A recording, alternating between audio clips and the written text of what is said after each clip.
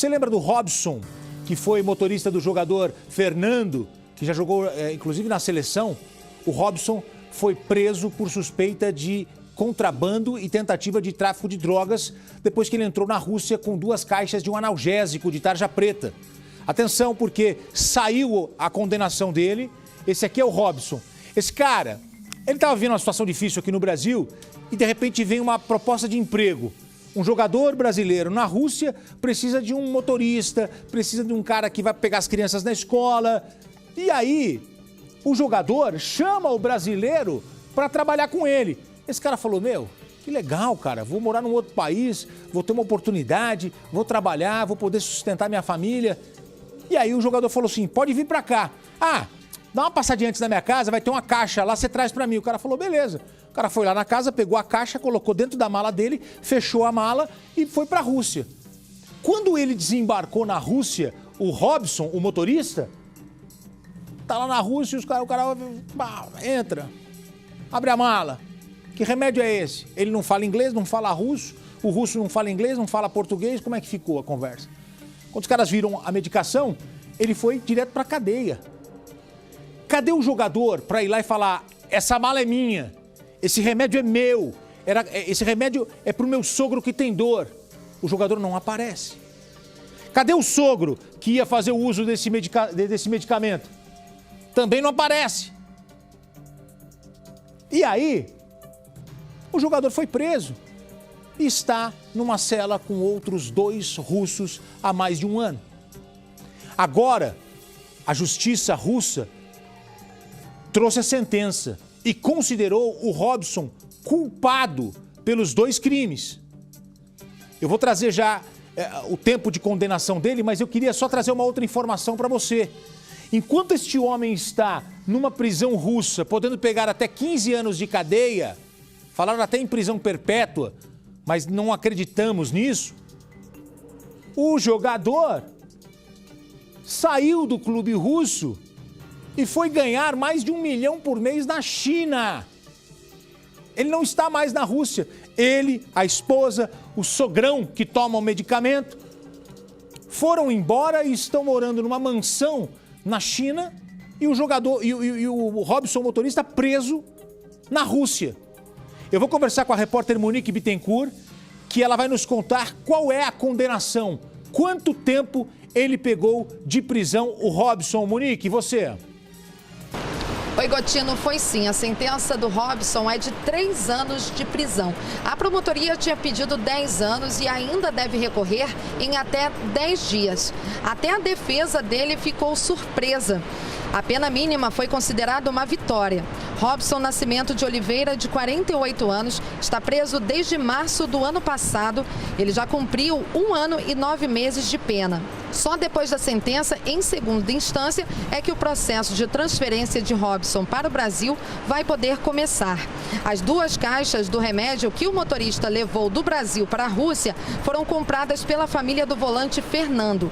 Robson não sabia que os remédios estavam na mala que ele recebeu fechada de um funcionário de Fernando no aeroporto do Galeão, aqui no Rio de Janeiro. O analgésico era do sogro de Fernando e seria usado para tratar dores de coluna. Nos depoimentos prestados à polícia russa, Fernando e a mulher dele, Rafaela, disseram que não sabiam nada sobre o remédio e também não confirmaram o que disse o motorista. Enquanto o Robson estava preso, o jogador foi vendido para um time e se mudou para a China. No Brasil, a versão do motorista foi confirmada pelos advogados do jogador.